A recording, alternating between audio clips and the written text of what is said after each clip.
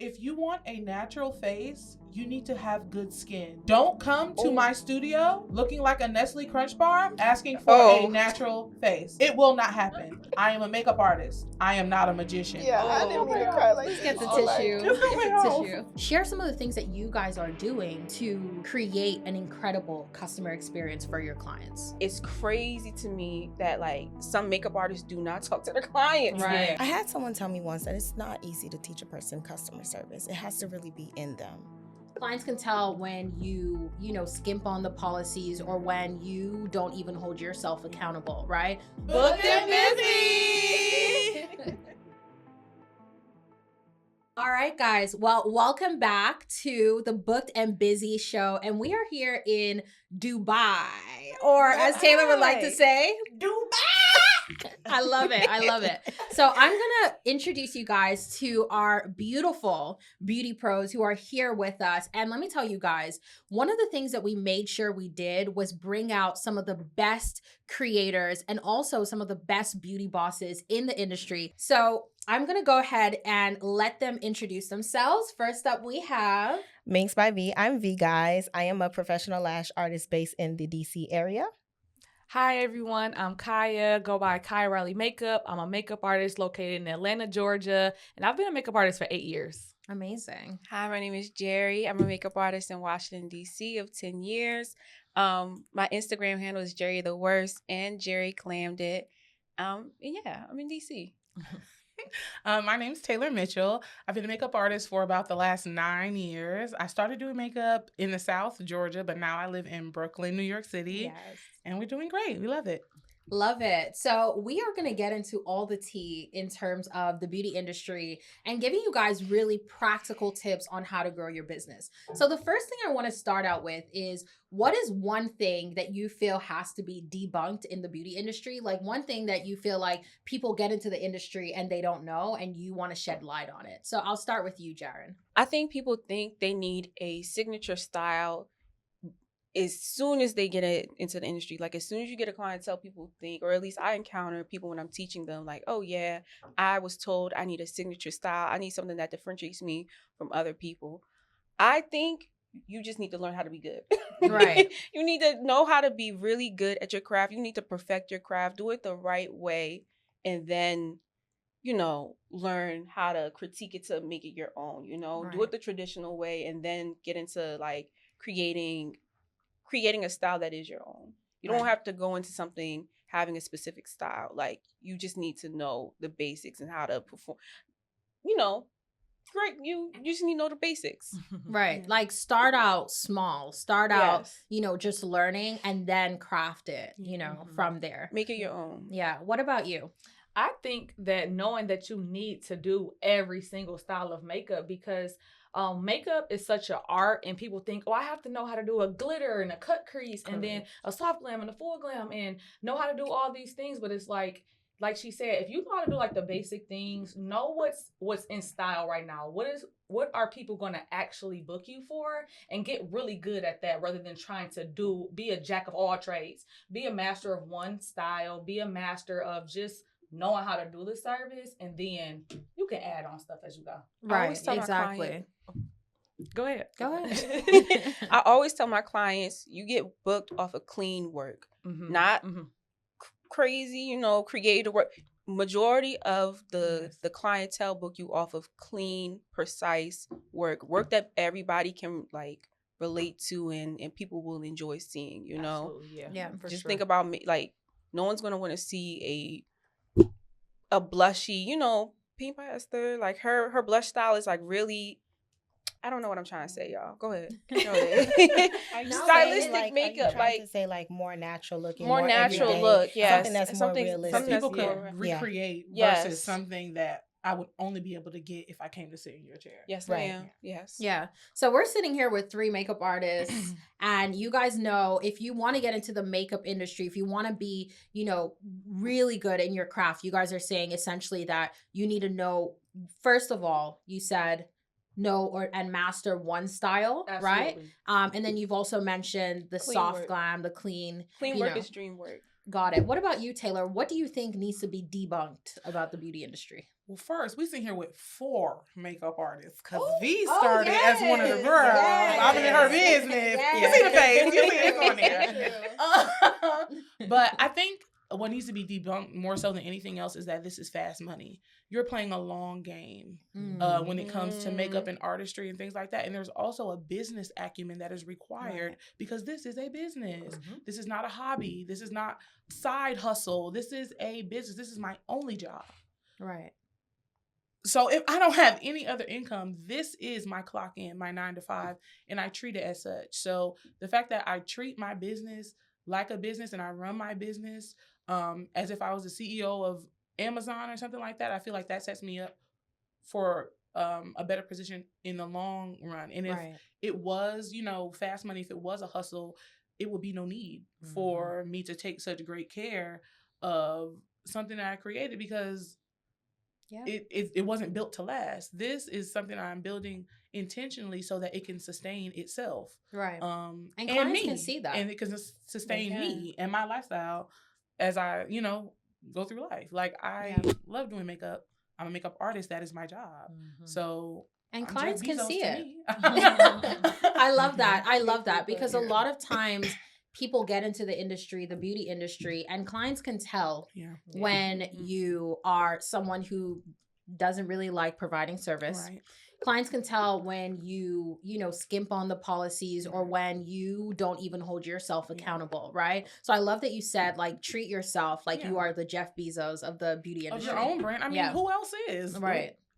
If it's yours, you are. Like, right. you are. So I think just locking in on the fact that you got to show up and you got to do the things. And if you don't do the things, you will not eat. And once you you're like, oh yeah, then it starts to click and you start to treat people better. You offer better service. You put more intentionality into the products and services and things that you offer because you're dead serious about the fact that this has to work because I don't have another option but for this to work. Right. So if this is my only option, everything related to it has to be done intentionally and to the best of my ability. So that's what I try to do. I love that. Usually the people who are the most successful don't have a plan B. They're like, this is what I'm doing. I do not. This is not a hobby. This is my everyday. And then, you put in the work for that. What about you? What is one thing that you want to, shut it down right here and let people know and debunk? Stop rushing. And the reason why I say stop rushing is because we're talking about a craft here, right? So when you focus more on it, it develops, it grows. You see how from the first time that you did an application is going to be different from the second time, the third time, the fourth time. And then it's also okay to go back and critique the work. Right. But also one thing that I say that artists should keep in mind is when I say don't rush the process because you can skip out. You can miss and overlook something, and then it can hurt you later on in your career. I know when I first started, a lot of the teachings are still, we're going to be honest, a lot of the beauty teachings are still outdated and not current, right? So now you have to also tap into continuous education. So be a student. Always be a student.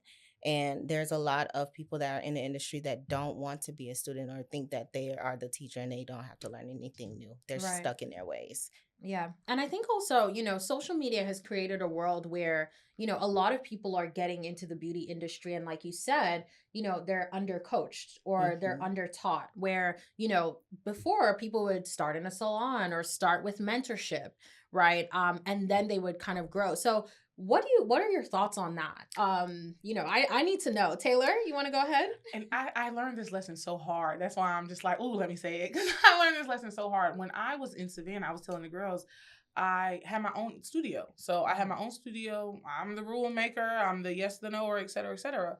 When I moved my business from Savannah, Georgia to Brooklyn, New York, I became more of an industry-focused artist. So I work with larger brands, Carol's Daughter. I work with La Roche-Posay, things like that. So I'm on set now. I do not have any set experience. You get what I'm saying? Right. I'm just good at my job. So I don't necessarily know the industry standard when it comes to how we perform on set. Even something and I understand like we are all on our phones. Our phones are with us, et cetera, but I'm cool with as long as I'm doing my work, I'm cool with having my phone. But on set, there are certain things, that are just inappropriate.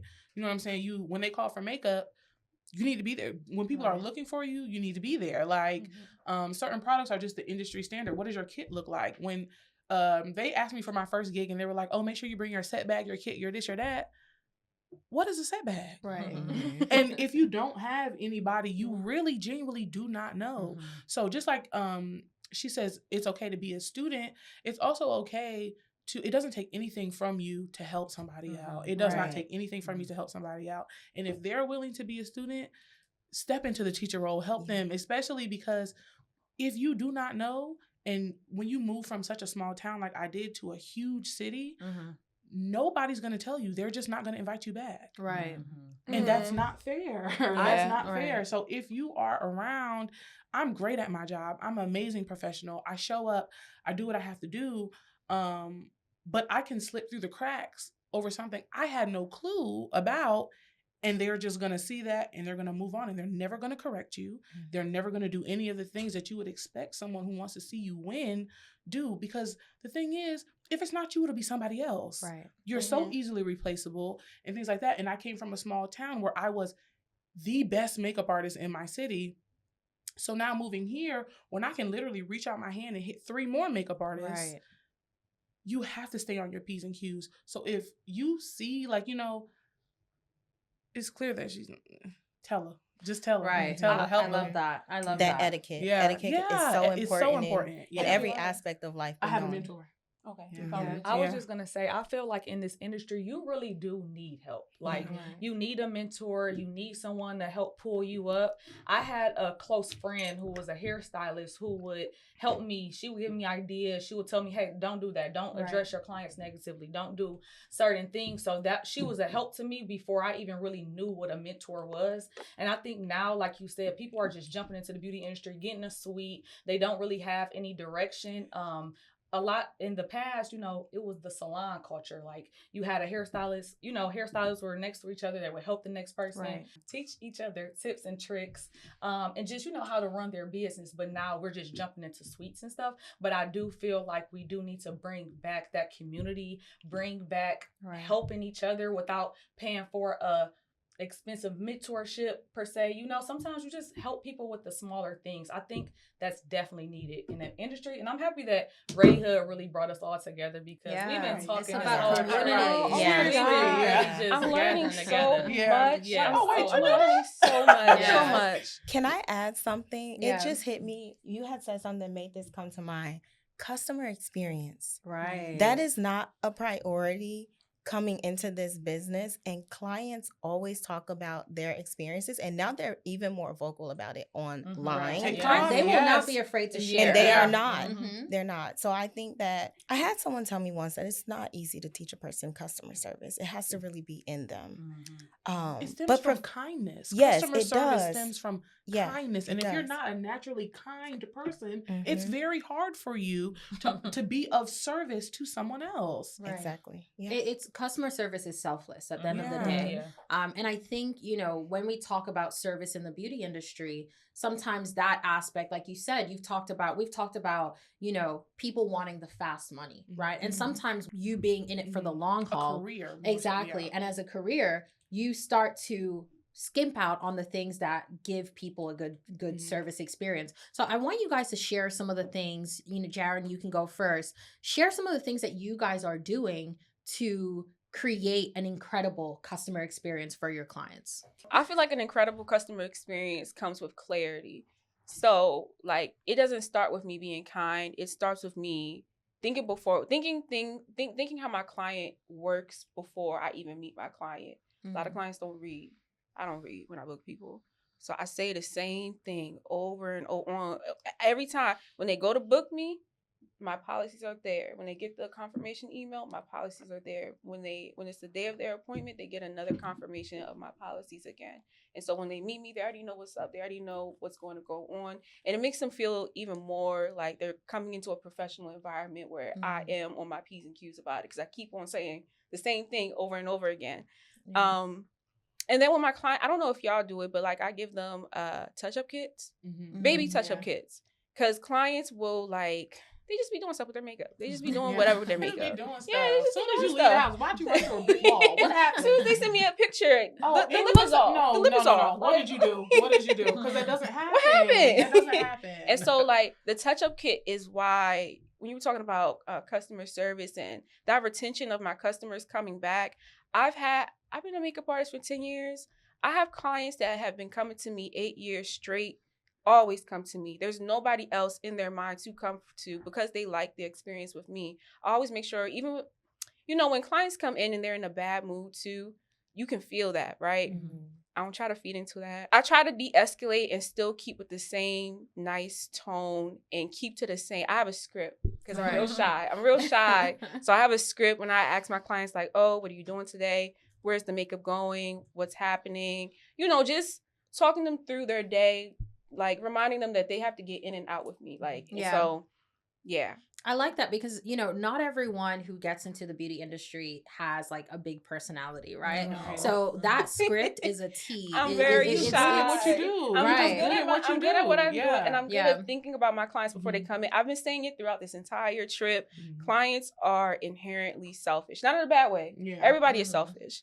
And so when you think of it from that standpoint, you have to think about, okay, what does she want to do? And what is like the end goal of her being here right now? She wants to get in and out with me. Okay, let me make the experience an in and out experience. Right. And, not ruffle any feathers and just kind of cater to her pretty much. Right. Exactly. I love that. You have to be able to study your clients and Yeah. deliver a personalized service. Yes. Love that. What about you? What do you think about, what are some of the things you're doing to improve the customer experience? I think one thing that I make sure I do is make people feel comfortable and make it very personable, the interaction, because I think the beauty industry sadly has turned into a factory, turned into an in and out. Okay, what do you want? Okay. And so people, they don't know what they're going to get when they come to a new beauty professional. So I just make sure that I allow them to feel comfortable. A lot of my clients like, girl, I don't usually talk during my appointments. Right. I don't usually do this, but making them feel so comfortable, like, wow, like she actually made me feel good about herself, because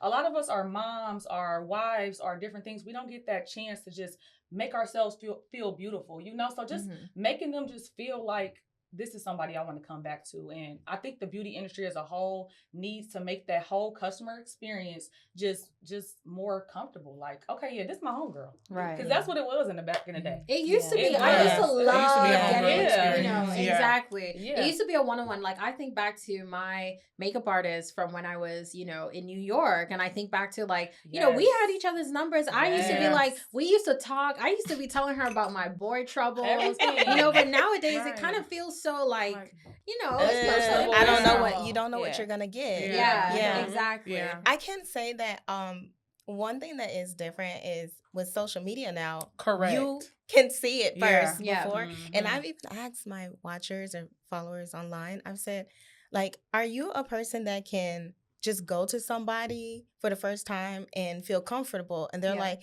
no, because it gives me anxiety because I don't know what's going to come with it. So they actually appreciate that we show up and show ourselves, show our face at least. It makes people feel more comfortable to book Yeah. you. On pages, people don't show their faces. It And just be all faces. Yeah, it's just face, all face, everyone face, else. face, face, face. So You don't it's even know like- who's opening the door. yeah. And then even now, what does it look like? Where am I pulling up to? Correct. What's the area? So like you said, creating that comfort and then creating that experience, they know what they're getting before they actually get to the door. Yeah. One thing that I like to practice is convenience. Make it as convenient as possible, because everyone, if it's too much work, they're done. They're on to the next. Paying clients. Yes. If you Yes. make They're things not coming in- back. If it's too much, I'm concierge because of the price point. Like, whatever you need, I'll be there. I do not mind. But also, I find myself allowing my customer to choose their experience. Like, just for example, you see my work, you know who I am. Like, you see exactly how crazy I am. So when you book me, you signed up for that already. Now, how you're feeling the day I get there, et cetera, I let you choose. If you are, some people have an attitude. Usually, sometimes my clients, I'm usually traveling to them. Right. So I'm pulling up to your house. This is your space. You're allowed to feel however you want to feel in your house. I'm the help here. You get what I'm saying? Like, if you cussing your man out and your maid is there, you're not going to stop cussing him out because the maid is there. You paid her to come clean the house. Girl, clean the house. Right. You know what I'm saying? So I'm there to service you, girl. I'm going to do your makeup. And if you're having a bad day, I will absolutely do your makeup and I will go. That don't make me feel no type of way. And I know you don't feel no type of way about me. I'm just here to do my job for you. I'm here to service you, girl. I'm going to do whatever I can do. And I'm going to pack up quietly and I'm going to leave. Thank you so much. You know what I'm saying? Right. I allow you to choose. Now, if you open the door like, hey, girl, I'm on it with you. Right. You know what I'm saying? But if you open the door like, shh, I won't say a word. I promise I won't say a word. Right. So it just depends on you. You know how I'm coming. You know, just from, because I'm forward facing online. And that's usually where you're coming to book me from. You see my Instagram or something like that. So you know me. Yeah. I don't know you. You know? So when I get there, you choose. I'm here for you. I love that. I think one last thing to add, the consultation before the appointment. I feel like that makes the biggest difference. My friends, when they travel, they get their makeup done, and I hear it so often. The makeup artists don't be talking to the client at all. Like that's like the standard. Like they don't ask where the makeup is going. I always ask where the makeup is going. Open the box? They just open the box and stop working. Oh no. They open the box and stop working. They be like, "What look you want?" And then they just start working. I ask what you don't want. What do you hate? Yep. What do you not want? What do you not want on your face? That's where I start. Yeah. What do you not want on your face? I don't like no wing. I don't like that. I'm not even going to waste my time. Where they're going, what they're wearing, what's the vibe tonight. And I ask them how their hairstyle is. If they come in with a bonnet or something like that. Then we kind of figure out the look from there. Because a lot of people don't know how to talk about makeup. Or a lot of people don't know how to talk about a lot of the things that they want. They just know what they see on other people. And they're like, oh yeah, like she look good in that, so I want this. And then you got to talk to them about it and be like, okay. Now, those ones who will show you a picture of Ari and be like, "Oh, I'm tired of seeing Jada Waiter. I'm tired of seeing Jada Waiter. Girl, this is not light. This is 3 layers of oh concealer. Yeah, let me liquid bronzer, powder bronzer. We can't do that. Yeah, I love that. No, I mean the thing is that you have to be able to ask the right questions. So we've gotten a lot of good questions that you guys have shared. I really like the what don't you want. I think that's a huge time saver. I really like that you said of like getting down to like, what are you actually doing and what why are do you you wearing need this and where service? are you going? Some people be like, oh yeah, I want a glitter cut crease. And they're going on a date. They're going not saying that you can't have a glitter cut crease on a date, but it's like a really nice date at a really nice restaurant. I'm talking. Let's chill out. I'm gonna talk to them. I'm gonna show them a little bit of looks and be like, are you sure you want to glitter? Like we can incorporate it a different way. Like if you really want to do glitter, but a glitter cut crease at a nice restaurant. Yeah, girl. Yeah, I love that because you have to be the expert, right? And you have to be able to also sometimes, like you said, clients see something on social media and, you know, it becomes an Instagram versus reality. So tell me a little bit more about how do you deal with those situations where, you know, a client communicated one thing or maybe doesn't know what they want and, you know, they're not happy with the service, right? Like what are some of the things that you can do to mitigate? So we've talked about asking the questions, but how do you de-escalate when clients don't love it? Can I go first? Yeah, go ahead. So I specialize in a lot of customization to the eye shape. So for me, when clients come in, sometimes they don't know what they want. Or what I do is I will tell them, I can give you this, but here's what I'm going to alter to create that illusion. So for example, someone may come in and they'll say, I want a cat eye, but they have eyes that slope this way. So we put the longer lanes all the way at the edges, your eyes are going to slope. Do you like that or not? Oh, I don't like my eyes to look like it droop. Okay, so I'm going to tell you what I'm going to do. That's going to be a cat eye similar, but we're just going to alter it and tweak it just a little bit. So instead of putting the longest lanes here, I'm going to adjust those longer lanes to the arch in your eyebrow to open your eye and drop the corners a little bit shorter so it doesn't droop. So when you make a facial expression, when you laugh, anything, if you lose space in this corner, it doesn't alter it's not going to make it look bad. It's going to look good. Also, when your hairs grow out, it's also going to be a big change too because the length is going to go even longer and it's going to hit even lower. So that's how I like to talk them through it and still give them what they want, but tell them, hey, it's just this way because of the way your eyes shape. Got it. So they have to be able to trust that you will ultimately, as the beauty expert, give them the best thing, but you also take your time to understand what are they looking for. And one last thing, I'm sorry.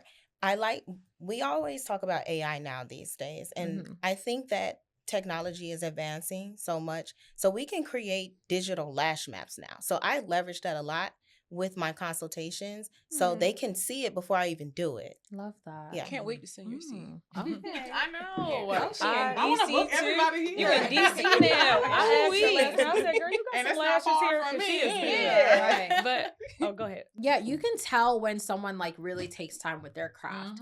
And I like that you're leveraging AI because, you know, as like you said, the beauty world is a little bit archaic, right? Like a lot of the practices and the methods aren't evolving with the times. And so if there are little things that you can do to prepare your clients or to educate your clients, make the experience better, why not do it? What about you? What are some of the things that you're doing? So I feel like with makeup, it's kind of like once it's all finished, it's harder for me to take away rather than if I start at the beginning with really getting to know you as a client, it'll be easier for me to kind of adapt. So for one of the things I do is I do makeup in front of a mirror.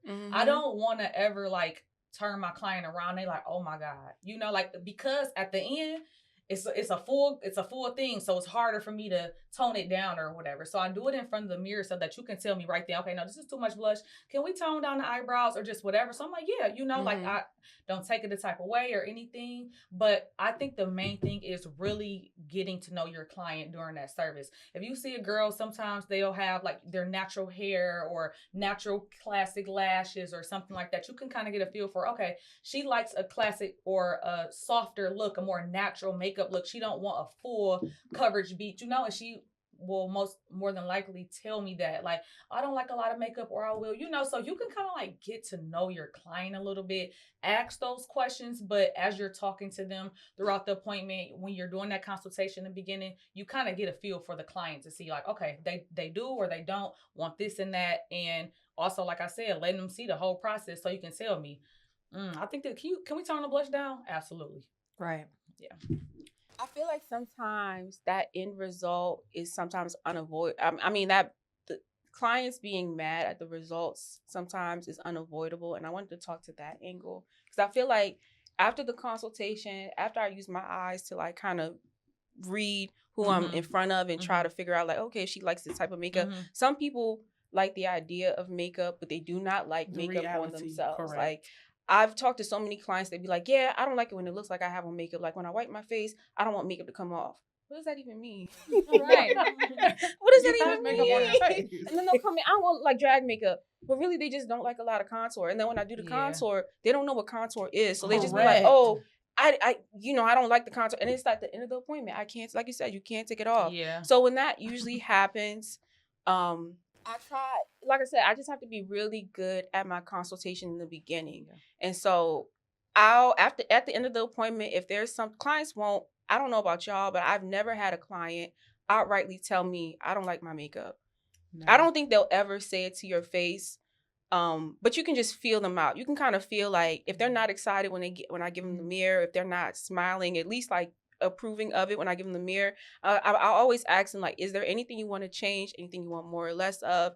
Anything that like I can do at this point? And sometimes they'll tell me, or no, I'll have to ask it 3 times, girl. I got it, because people are shy. People are shy. Like everyone's shy everyone knows what to say when they're gone, but they don't know what to say when they're in it. So I'm like, is there anything you want to change? Do you like this? Do you like that? And then we'll make little tweaks, and then I'll have a small consultation afterwards if they still feel like they don't like what they look like, right? And I'll tell them like, okay, like we had to make your under eye bright because, you know, girl, you had bags. So we had to figure it out. Like we had to like, you know, brighten it up underneath there. We had to do a little bit of contouring and bronzing because this, that, and the third. So it's really the same as the consultation, but in reverse, talking them down and making them understand the makeup the best way you can. But again, you can't really, there's so much you can do. Yeah. What about you, Taylor? I know everyone has said this, but honestly, the consultation, when you sit down and you're like, okay, I want this. I'm just like, okay, let me see some inspo. Let me see some old things, et cetera, et cetera. You're going to show me a picture. Let's just use Jada Waiter. Y'all love a Jada Waiter picture. I don't know why. Jada Waiter. You'll bring me a picture of Jada Waiter. What I do is I bring out the mirror right then. I see Jada, but I want you to see you. You get what I'm saying? Right. Look at your eyebrows. Yeah. Look at what your face looks like. Look at you, girl, because I'm a makeup artist. I'm not a magician. Right. You're not going to get a nose job, lip fillers, a fox eye lift from me. Jada got that from a doctor. Right. What you can get is this. I see your eyebrows different than you see your eyebrows. I see your cheekbones different than you see your cheekbones. I see your complexion different than you see your complexion. You're going to stick can I come with the foundation? No. You can come with you. And that's it. No. I see it and it's then I'd be like, every okay, time. we can't use this. It's wrong every time. It is. Every time. It's wrong every time. Why would you waste my time? Because we use Come on, it's wrong we every use time. the products differently. It's like wrong some every people will buy the dark, like really, really dark foundation and like just put on little dabs of it. But the way I use foundation is not the same way that they use the foundation. Correct. So if I was to use foundation how I use it on that foundation you brought me, is everything okay at home? Is everything okay at home? So after I get past the consultation, I also do not let anyone see what I'm doing while I'm doing it. Because it gives me anxiety. You already don't know what you're doing. We have two opposites here. You don't know what you're doing. So you telling me, oh, this is too much. Girl, shut up. I'm going to blend it out. You don't know. I just, shut up. No thanks. I don't need help from someone who booked me. So I'm going to do it. You hired me. I'm going to do it and I'm going to turn you around. And anything, I mean, y'all say I can't change it, but makeup is a lie. I can change anything that you don't like, honestly. I think after I'm done, I can change it. I think there are some things you can change, but the main thing that people have a problem with is the amount of coverage. Because some people oh, I want a soft glam, but people don't realize a soft glam is actually glam. It's still glam. It's still glam. I always say that.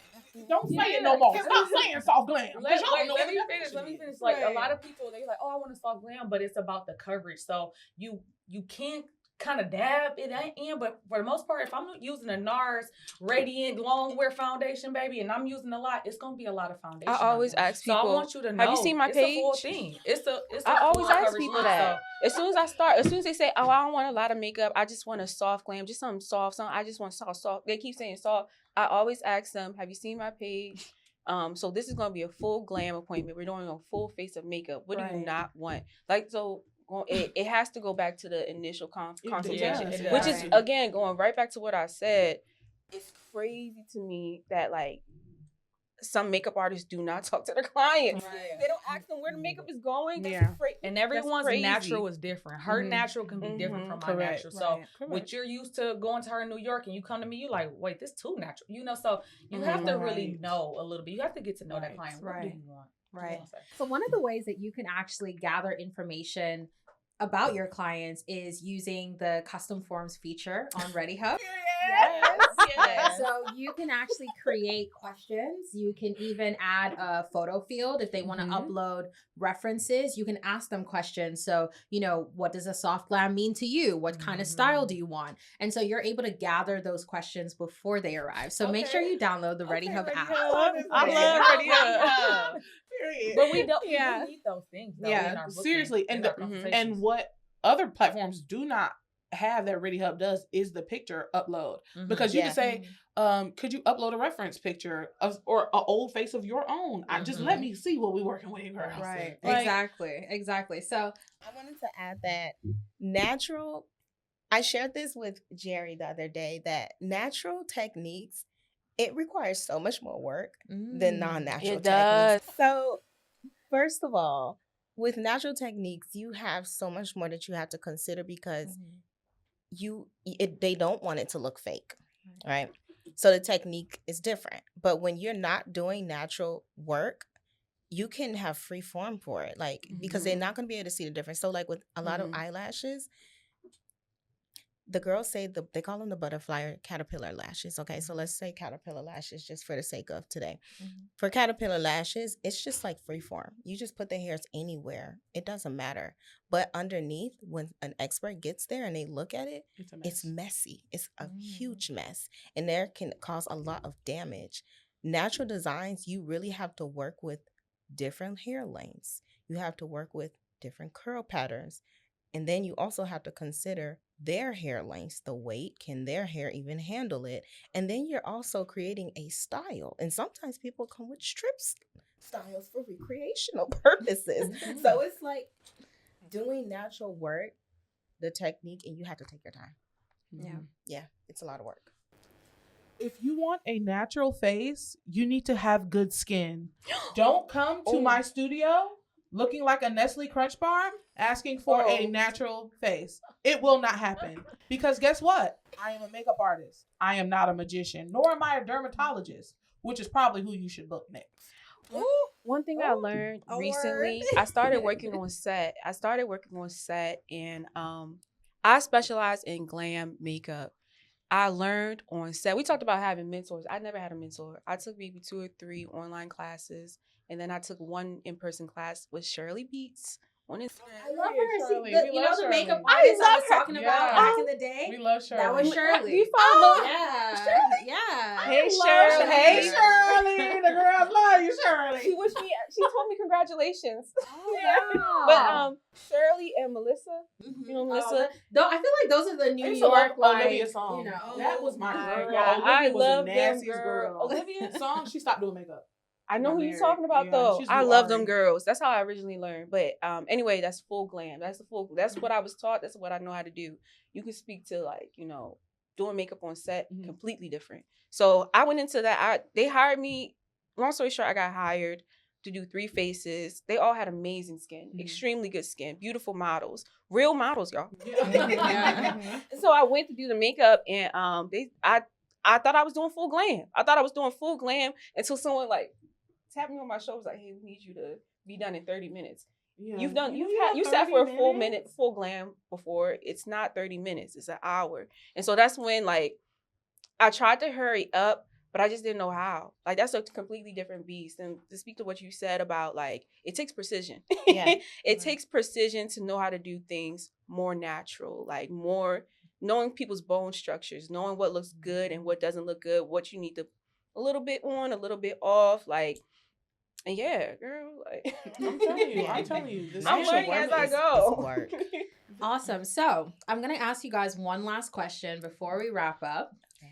And my question for you guys, if you just speaking to your younger selves or speaking to other beauty professionals who are out there and looking to you guys and saying, you know, how do I get to this point, right? How do I become successful? If you could leave any last tips on that, what would they be? Taylor?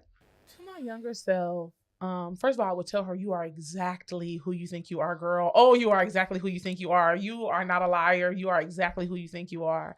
But you don't believe it yet. You know, like, everyone tells you that, but you don't believe it. And the second you start to believe it, girl, you won't be in Dubai in 20 years, I promise. Like, you're going to be in Dubai, Taylor. But what was the second part of the question? Second part is any advice that you would give to people who are coming up in the industry and trying to make it. Be yourself. Be yourself. And I know that's so cliche. Like, be yourself. Taylor being Taylor is what got Taylor in the table in Dubai. Like, I'm about to cry. You have to bet on yourself, and it looks like you have. And you gonna bet your last dime, girl. I don't know if you know this yet, sister girl, but you are gonna bet your last dime. Oh, don't make me cry now. And it's gonna pay off. It's gonna pay off for real. I'm so sorry. Please get the tissue. Honestly, I was telling you, Taylor, that your personality shines through and through. Can we get a tissue? Thank you. It's okay, girl. Ooh, it's getting deep. My eyes are like, I can't look at people when they go, because I'm about to be waterworks with you. It's getting emotional in here. Oh my gosh. But we've had such good conversations. Jaren, what about you? Anything you would tell your younger self? I've always wanted to express myself. Like, I never had a problem. If I didn't express myself, I would get really sad about expressing myself. So it always had to come out. I was always going to do what I wanted to do. But I think when I first started, like, I was really sad. I was really sad that, like, I didn't really see a lot of my friends supporting me. Or not supporting me, just, like, outwardly supporting me. It would be random people on the internet just, like, sending me praises about what I was doing. I was having fans when I had, like, 1,000 followers. Like, people were really pushing for me. And so I would tell other people to don't look to your side. Don't look left and right for approval. Like, do what works for you and do it proudly. And do a good job at it and be consistent at it, because that's how you grow and that's how people find you. People don't find you with you just following the grain. Like, you have to be a trendsetter. If not a trendsetter, You have to be consistent in what you're good at. And that's how you get even better at it. I would tell myself and to other people, don't play it small. Like, don't just think you have to be in a bubble. Don't think that, oh, this is the biggest I can do. Like, don't let anyone tell you your cap. Like, you can really, when people say you can do whatever you want to do, you really can do whatever you want to do, and be confident in yourself. Like, I was the only child growing up, so I just always wanted to fit in. I wanted to always just fit into other people, fit into this. And it's like, you don't have to fit in. Like, just be yourself and be confident and dream of the craziest stuff, because you can do that. Right. You can literally do anything that you want to do. So anything you dream of, the visions that God gave you, baby, work towards that, because you can definitely accomplish it. And Chidi is an example. Hello. She is an inspiration to us all. You definitely do motivate us all. Like, wow, like, it's a lot of people. If you see somebody else doing it, you can do it. And so dream that. My mom always says, if you see somebody else with it, that means it's possible for you to have. It's possible. Like, Right. if you Absolutely. see it at all manifest on this level, it's possible for it to be yours. Absolutely. That's why I Just love believe being that it around. belongs to you. Yeah. Like, That's why I love being around people who are, who are almost delusional. Like, I love you it. have to. I be. absolutely love when people are delusional, they have big dreams, and they're okay to say that out loud, because those are the best type of people. Those are the ones that end up being the most successful. Like you say, if you see someone that has something, if you see someone that has been able to do something, it means that your journey is possible. You know what I mean? And so, yeah. And just to add to that, I think that when you're younger, when you're growing up, it's not cool to be different. Like, everyone just wants to just be the same and just fit in and be. No, if you're different, if you want to do something else, stand out, do that, because when you get older, baby, you're going to be successful. And even as adults, don't try to fit into the crowd. Be delusional, be crazy, and do it. Yeah, I mean, I was telling the girls, some of the girls were asking, how did you guys pick the people to come here to Dubai? And, the first person that I was, first person's personality that stood out to me was Taylor's, right? So that's also why, like, again, when you pick people, or when you decide to go to someone for a service, you're booking them for their personality, right? You're booking them for their knowledge. And every single woman on this trip has had an incredible personality, an incredible sense of passion for what they do, and just a good sense of self. And that's something that I really enjoy. Like, I've loved seeing Taylor, your personality. I was always, you always think, okay, this person is this way online. Jaren, I see what you do online, and I see you here in person.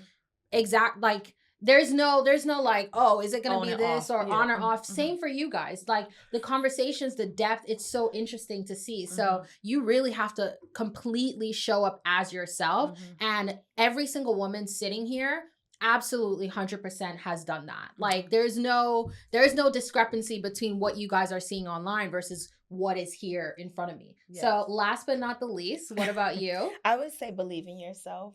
It's very important to believe in yourself, because you have so many people that probably aren't going to believe in you in the beginning. And the more that you work towards it, you're going to see the improvement. You're going to see the growth, and you're not going to want to lean on outside validation anymore as you continue to grow. And then I would tell my younger self that it gets better. Oh, it does. It gets better. It does. We're here. We are here. It gets better. We are here. Jenny, We are having a good time with all of us. It's so nice to see. Like, strangers coming from all over the US here in Dubai, having an incredible time. Thank you guys so much for being here and so much for chatting with me. Thank you. So yeah, we'll wrap it up there, and you guys tune in. Make sure you download the Readyhubb application, and you can use it to stay booked and busy. Yeah. Booked and busy.